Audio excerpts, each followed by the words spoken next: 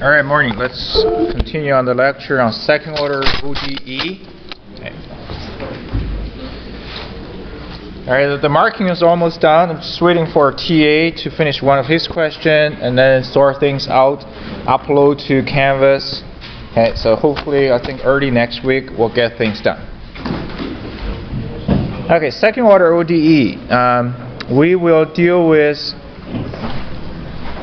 a different kind of a second order ODE, but as we talked about in the previous lecture,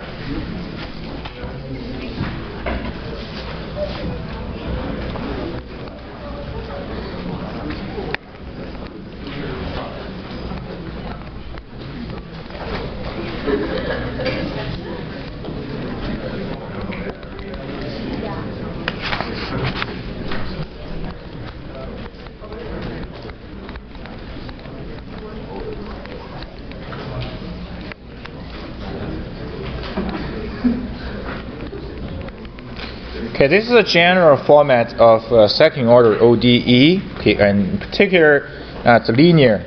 I would say it's a linear type here. Okay. So first, we'll look at the homogeneous case, which is when f of x equal to 0. So this is what we're going to look at. So we'll look at how do we get a solution for this type of second order ODE. Okay. Before we move ahead, I need to present you with 3 theorems. So these 3 theorems will guide us through finding solutions for second order ODE. Number 1 theorem says this: if y1 is a solution, okay, to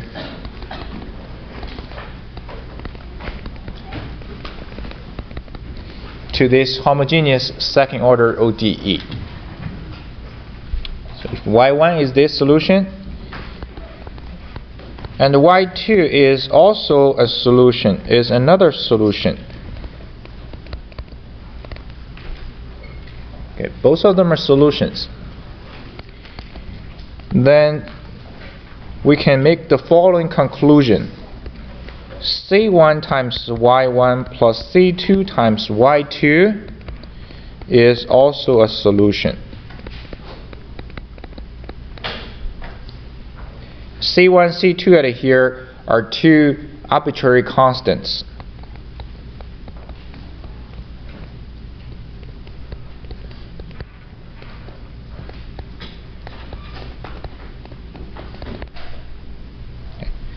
And sometimes we call this is the superposition rule for second order ODE solution. So when you add this up, okay, and scaled up with C1 and C2, it is still a solution, right? Very similar like a superposition. Okay. This is the first theorem. To prove this one is very simple.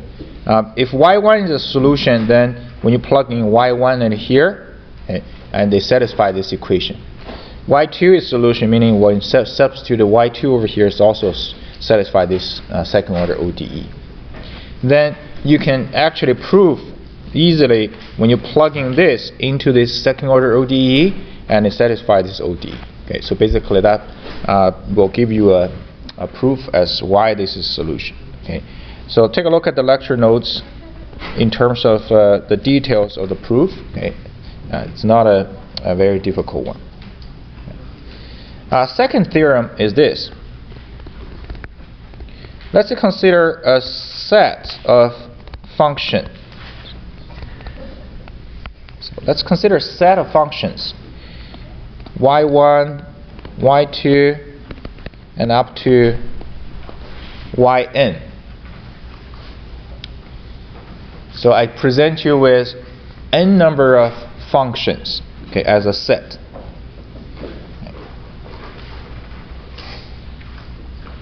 And we can construct ourselves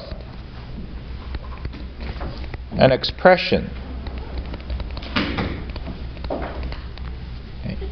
So basically multiply each function with a constant k1, k2, and up to kn, and add them up. Okay, so we can construct ourselves an expression. Let's call this is like expression number 1. And all of the k's, they are any kind of a constant as possible. They are all just constants. Okay. Now here's the important message now. If k1 equal to k2 and equal to kn is equal to 0 is the only way to make the expression 1 equal to 0. Okay. If this is the only way to make the expression 1 to be 0, then we see that those n number of functions, okay, they are linear independent.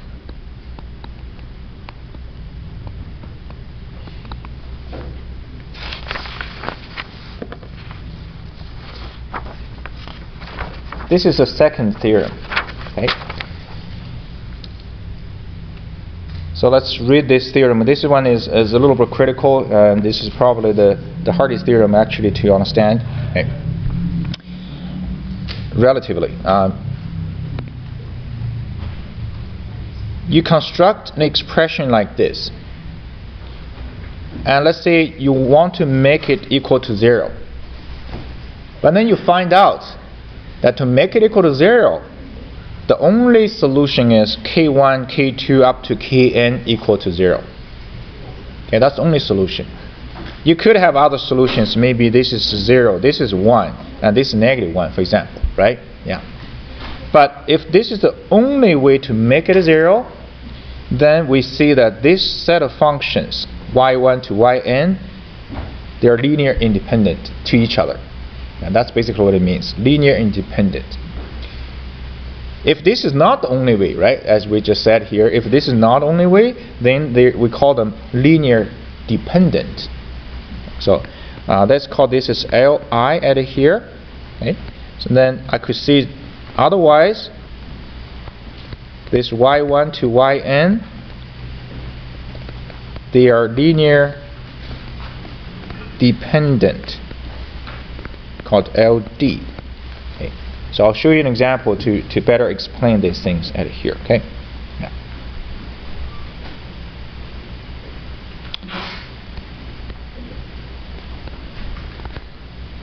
Okay. So let's use two functions.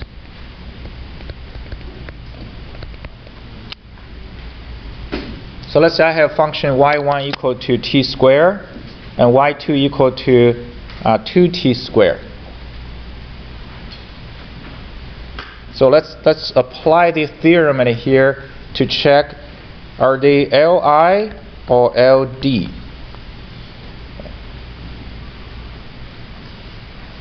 So this is what we're going to do. We're going to k1 times t2 and k2 times 2t squared and make it equal to 0. To make it equal to 0, let's say, what would be the solution for k1, k2 such that this expression to be 0? Okay. And of course, k1 equal to k2 equal to 0 is always a solution, right? But is that the only solution? As you can see here, k1 could be -2, and k2 is 1. And if you do this, and this expression will be 0. So basically means you do have other options, right, other than k1 equal to k2 equal to 0. And in this case, so these two, they are linear dependent. Okay. And linear dependent, if you look at these two here, it seems to be pretty straightforward, because one is t squared and the other is 2t squared. You can certainly express one in terms of the other. Right? And I use always the idea they're brothers or sisters. They're related. Okay? Yeah, that's why they're called dependent, right? Yeah. Otherwise, why you call it dependent?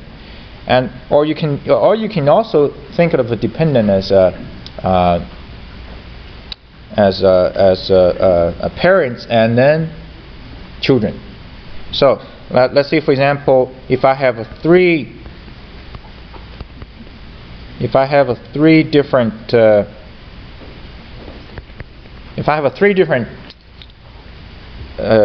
functions, okay, and I ask you, are they dependent? Are they not? Right? So suppose that these two are the parent. Right? This is the kid. Okay. So apparently you can see this kid equal to what? Equal to negative this parent, that's actually positive, and then minus the negative of the other parent. Right? So then you get the kid. Okay? Yeah. So there's this internal relationship, okay, among the functions that you're looking at. If you can establish certain relationship, then they are parents dependent, they're connected. Okay? Yeah. Otherwise, they're linear independent, right? Here's an example. Let's say y1 equal to sine x, and y2 equal to cosine x. Okay. Now you might be surprised. Well, they are all trigonometry. They're supposed to be connected, right? But in this case, okay, they're not. Okay. So let's see. If I use k1 times sine x, and then k2 times cosine x, and then let it equal to 0. Now, for this one, the only solution to make this 0 is k1 equal to k2 and equal to 0. That's the only solution. So in other words,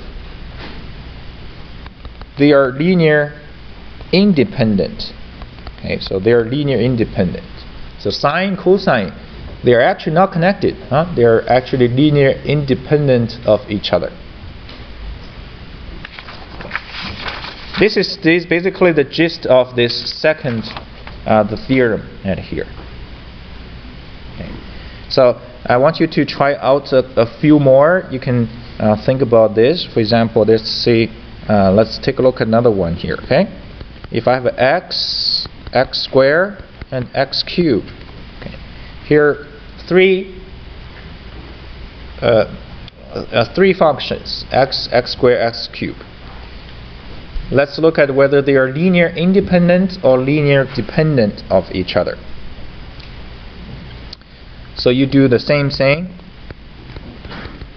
You can construct an equation, okay, k1 times x plus k2 times x plus k3 times x. Okay. And for this one, the solution right here, the only solution again, is k1 equal to k2 equal to k3 equal to 0. Okay. So they are linear independent. Okay. And you can also see these two.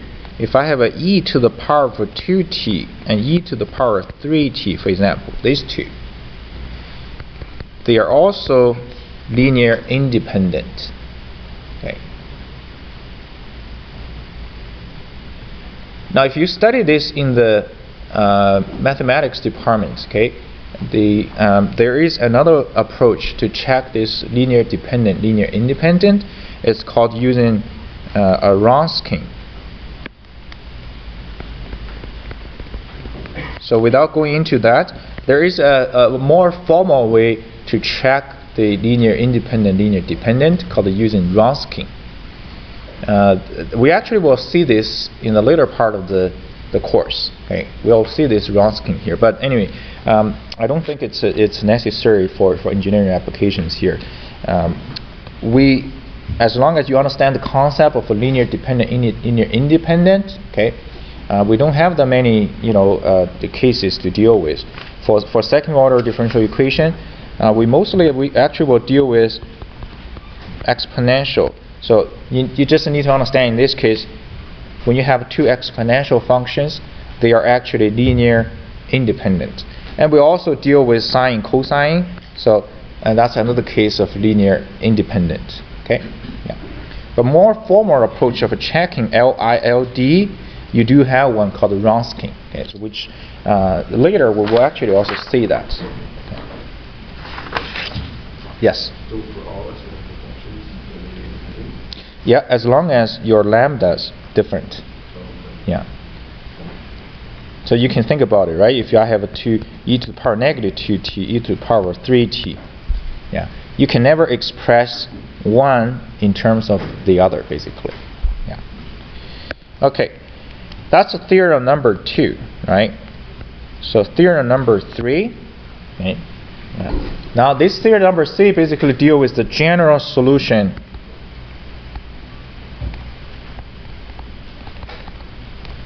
for y double prime px y prime and q of x equal to 0. So this is the ultimate theorem to give you the guidelines for finding the general solution for this homogeneous second order ODE. Okay.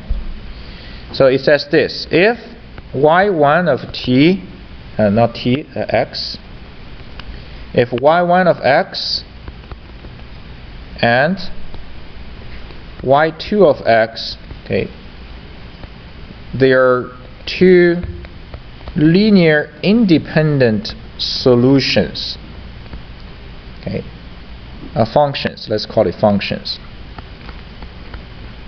So there are two linear independent functions, and they are also the solutions, okay. So in particular, we call them particular solution, okay.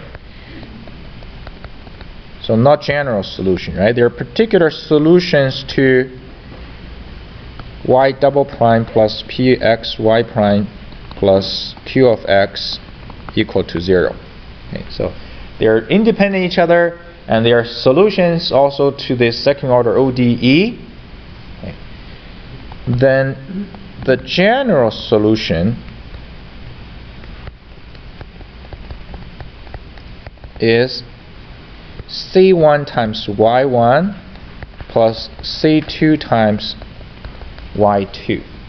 So this is your general solution here.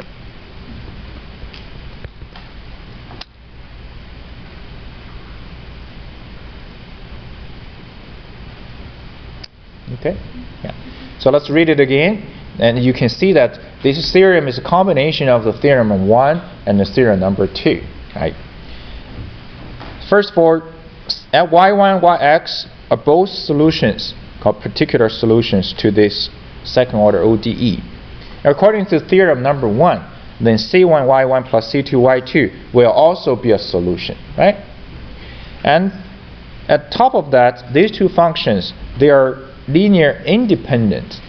Because they are linear independent, then this y of x becomes a general solution. General basically means this solution right here, we will cover all of the possible particular solutions. You can give C1, C2 certain value, and that will give you that particular solution. Okay? Yeah, that's why it is called a general. Yeah. Now, y1 and y2 out of here, okay, they are also called, sometimes called the basis of solution, because the general solution is constructed using y1 and y2, right? So you can call them the basis of solution. Okay? Okay. So the 3 theorem, particularly the last one here, okay? The last one is what will guide us, okay, to find the general solution. So the objective, as you can see, you just need to find 2 linear independent solutions, right? And then you can construct the general solution. Any questions so far? Okay, now let's dive into the general equation here. Okay. Yeah.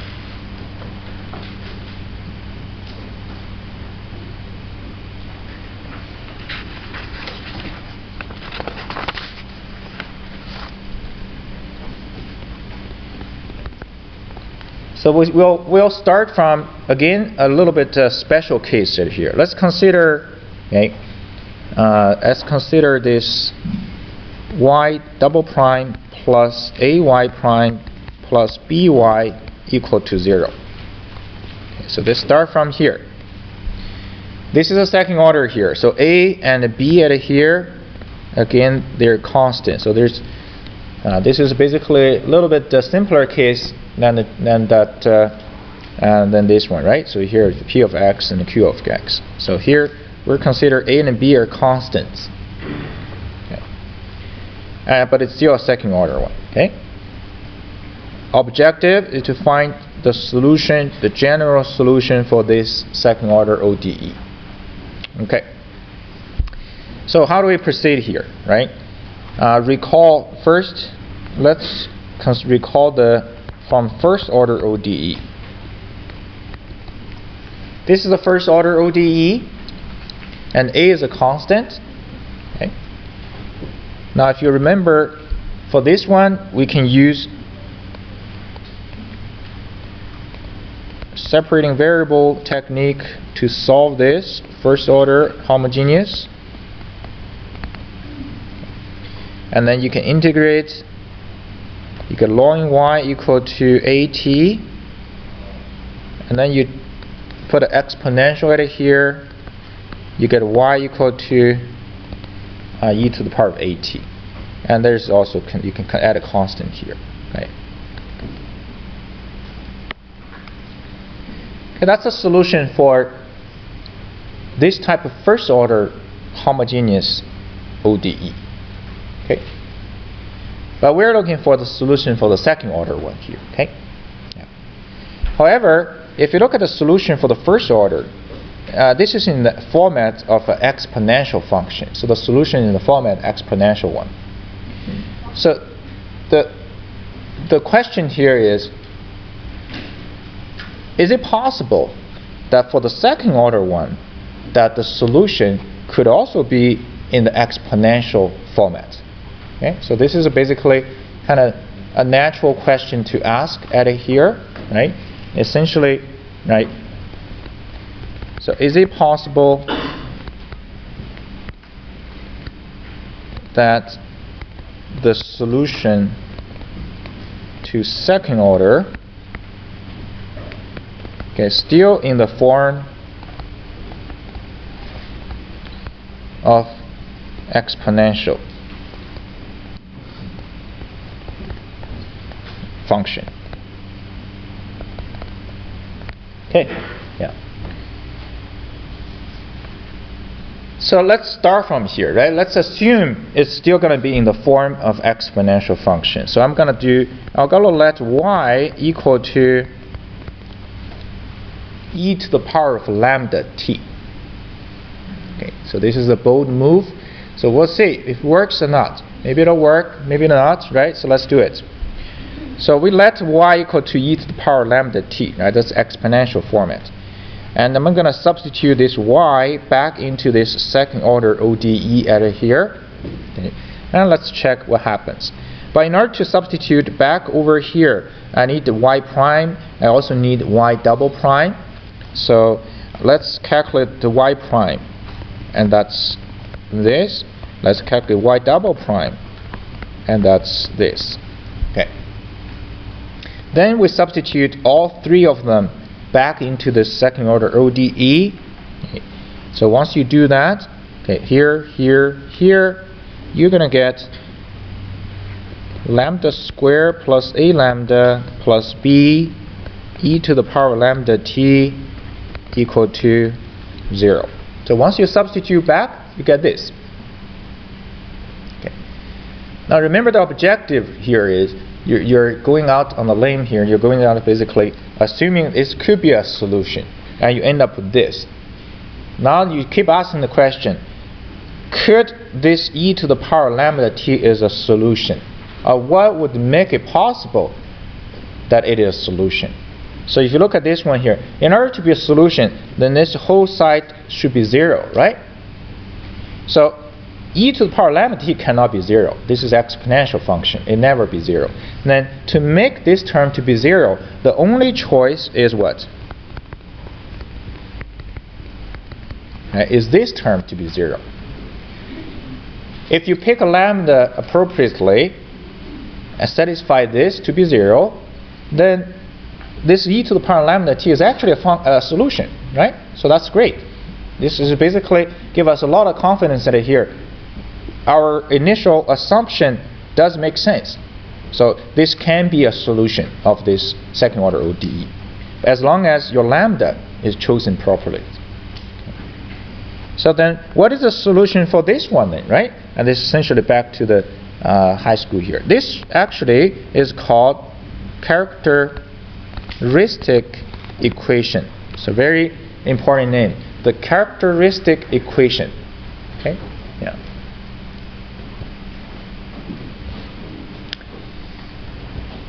And the characteristic equation, as the name says, it will give you the character.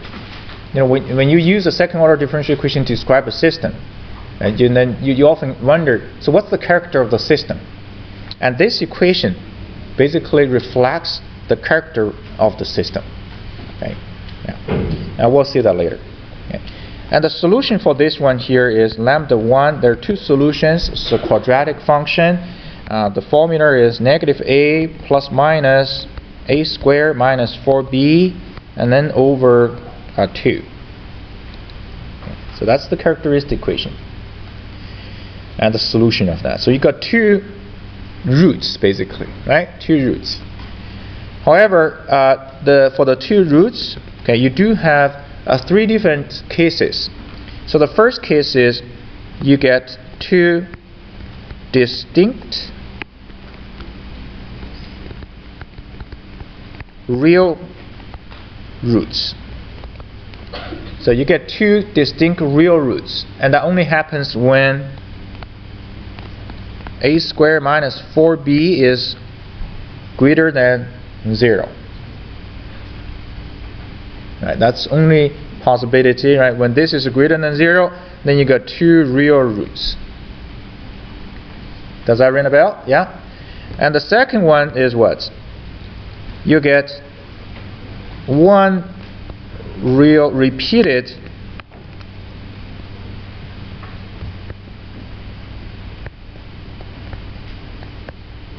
real roots. Repeated basically means when the a minus 4b is equal to 0. If this is equal to 0, then you're only left with 1 root, but we call that the repeated. So it's basically repeated twice. That's the second case. And third case is what? You get 2 complex conjugate roots. And that's when the term underneath the square root is less than 0. And we just learned a complex number, right? When the square of that term is less than 0, this essentially is a complex number. So for example, if you square negative 3, and that's the same as j minus root 3, right? Yeah. So that's a complex number, okay? And it's complex conjugate because of the positive minus at here. So conjugate, when you have 1 plus j, its conjugate is 1 minus j, right? So the 1 plus minus the complex number, and it's give you this complex conjugate. So basically your lambda, okay, is determined by a and b. And a and b comes from where? Come from your original second order ODE at here. So the a and the b value will determine what type of lambda will be. So the 3 different scenarios. And we'll look at the 3 different scenarios at here. to come up with the general solution. Okay? Yeah. So let's look at the case number 1 at here. Okay. Case number 1, when the a squared minus 4b is greater than 0, greater than 0. So you get 2 real roots, right? You get 2 distinct real roots. So this one is actually pretty straightforward. You got lambda 1 and a 2, which equal to the corresponding values here. So you get 2 real roots, lambda 1 and lambda 2. So because you get 2 here, meaning, you know, if you have a and b, you'll be able to calculate, meaning the solutions are y equal to e to the power lambda 1t and y2 equal to e to the power of lambda 2t. So that's the whole purpose, right? We started with e to the power lambda t. Now we find lambda can be either one of the 2 distinct real roots, lambda 1, lambda 2. So that means you get 2 solutions. One is y1, the other is y2. Okay? And you look at these 2 here. As we learned, linear dependent, linear independent, 2 exponential function, they must be linear independent. And because they are linear independent, so these 2, they are Li, then I can use the theorem number 3 to generate the general solution at here. So the general solution is y equal to C1 times y1 and C2 times y2. Okay. Right, so this case is very straightforward. When you get the 2 real roots, your general solution is this. Lambda lambda 1, lambda lambda 2 come from the solution of the characteristic equation. Okay? Yeah. Any questions so far regarding this case number 1? Okay. So let's take a look at case number 2. Case number 2 is you get a squared minus 4b equal to 0, or a repeated real roots. Okay. Got a repeated real roots here. So let's take a look at what is a solution here. When a squared minus 4b equal to 0, so this term is gone. Your solution is negative a over 2, right? Negative over 2. Okay, so basically lambda here is negative a over 2. So we know that we have a solution which is y equal to e to the power lambda t and e to the power negative a over 2t.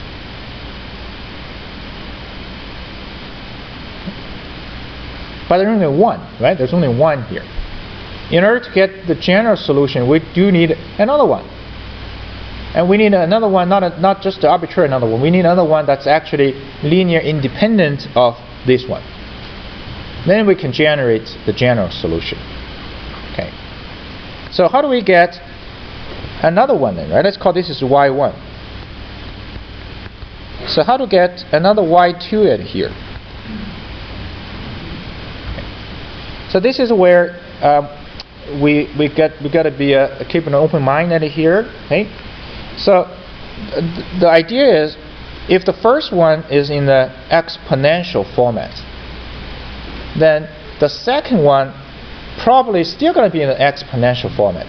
But unfortunately, in this case here, because you have repeated roots, so the second one cannot be just another one, like the case number 1 anymore, right? Yeah. So then what we do is we use an approach called variation of parameters. So we let y2 of t, okay, equal to y1 of t here. So we say we basically say y2 of t must be similar to y1 of t. But it's not so similar. We multiply y1 of t with another function, v of t. Okay, so to make it different. In other words, your y1 is this, right? Okay, your y1 is this, and your y2 will become this, and this is called variation of parameters. Variation parameters. It's like the v of t is a parameter. You're changing this parameter until you find a suitable value such that y2 is also a solution. Okay. That's called a variation parameters. So let's take a look at the idea. How do I find this v of t, right? So that y2 is also a solution. So what do?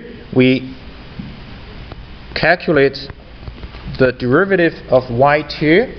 Okay, so that's pretty straightforward. You get to use the product rule at here, okay, to get the derivative.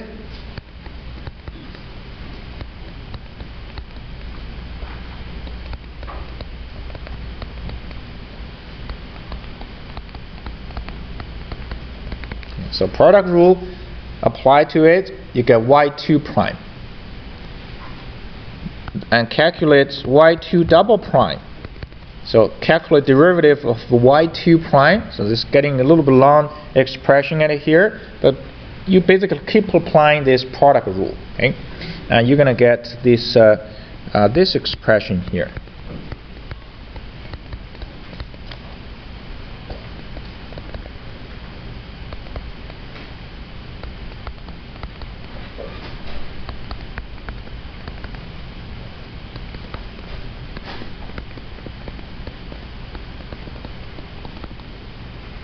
Okay, so that's how you're gonna get a y2 prime like this. So you got y2 and y2 prime and y2 double prime. Now I'm gonna substitute this y2 prime and y2 double prime, all three of them back into the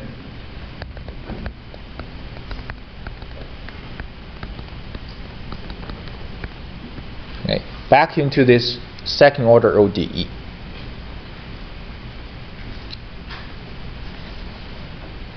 Okay? Yeah. It seems to be a lot of terms at here. Okay? It seems to be a lot of terms. But once you substitute back into this ODE, you actually will get e to the power negative a over 2 times t v double prime equal to 0. So once you substitute into it, a lot of terms will cancel out, and you're gonna get as simple as this one.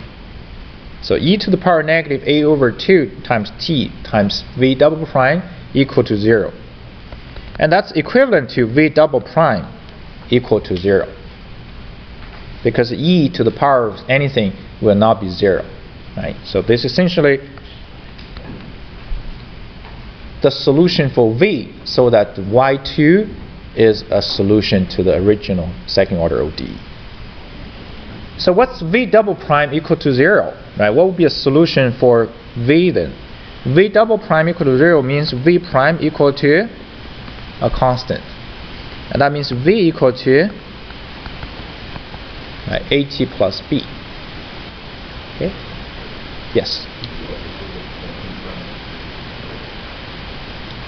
This one cannot be 0. V prime equal to 0. Yes. Sorry, what's your question?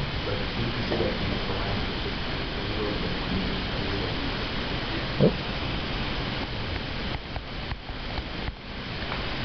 Sorry, what did I say? No, v double prime equal to 0. Oh, can I say v equal to 0? Yeah, you can. Yeah, but what I need is, I don't need v equal to 0. I need a general solution for the v here. Yeah. So a general solution for the v is at plus b. And 0 at here really doesn't help us. But remember, where do we apply the v? we apply the v in front of what? In front of this, right? In front of this here. So I don't need all the possible v. I only need one v, right? Only the one v here. And I cannot let v equal to 0. So the simplest choice for me to get v is what? So we choose v equal to t. So we can choose the simplest one, v equal to t, as the possibility.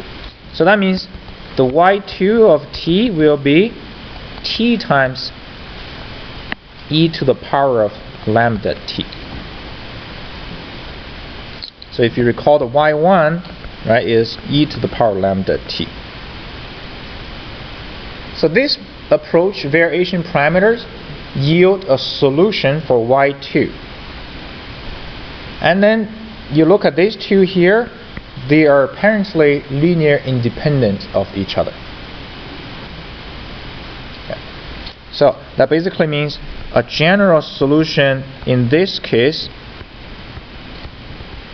is y equal to c1 times y1 and c2 times y2.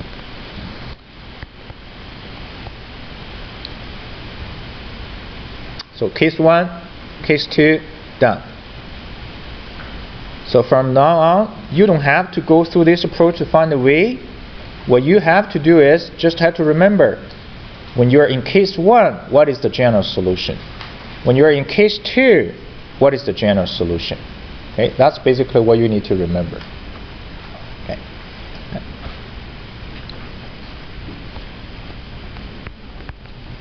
Any questions so far? Okay, so those two cases are actually an easier case. Okay.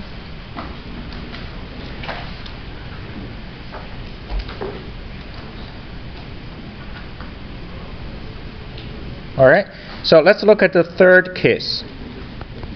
When you have two complex conjugate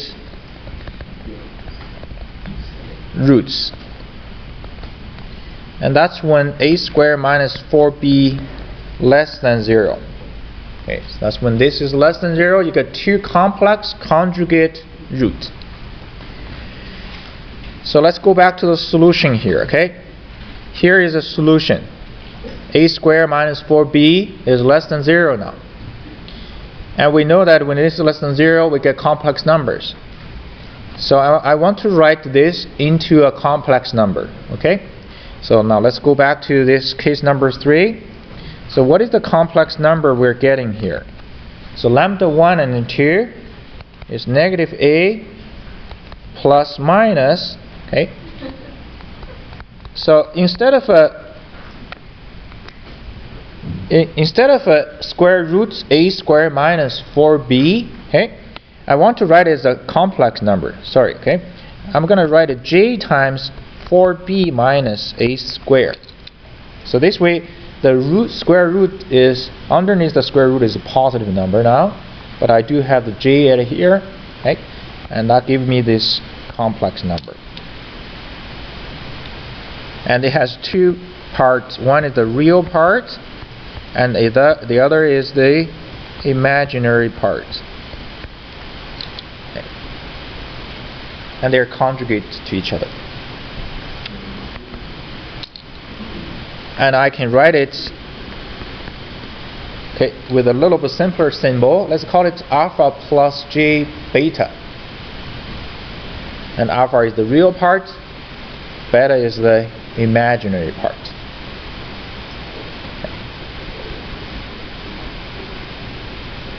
Okay. So when you have two real numbers like this, technically they are distinct from each other, right? So they are different from each other. Then my general solution could be just y1 equal to c1 e lambda 1 t plus c2 e lambda 2t. Okay. So I can use just like case number 1, I can write it like this. And lambda 1 is alpha plus g beta t, and alpha 2 is lambda 1 is alpha minus j beta t. So this is your general y at here. So this is your general solution, right? Right. So this general solution, you look at it, this doesn't really appeal to us because it has complex number in it. Y cannot be a complex number, okay? The y at here has to be a real function, so it cannot be a complex. So that basically means what? C1, C2 at here, instead of just a constant real number, C1 and C2 are actually constant complex number here. Right? So in this case, C1, C2, they are constant complex number. So this is still not very good, right? I mean, you have a mixture of complex numbers at here in the general solution. Okay? What we really need is, I need the y, okay, to be a real function. Okay? That's what I need. So how do we get a real function for the y then, right? How do we get the real function of the y? We will actually derive things out of this, a little run of time, so I think I'll show you in the next lecture. How do we get a real function out of this, okay, for the case number 3? Any questions? Good? Okay.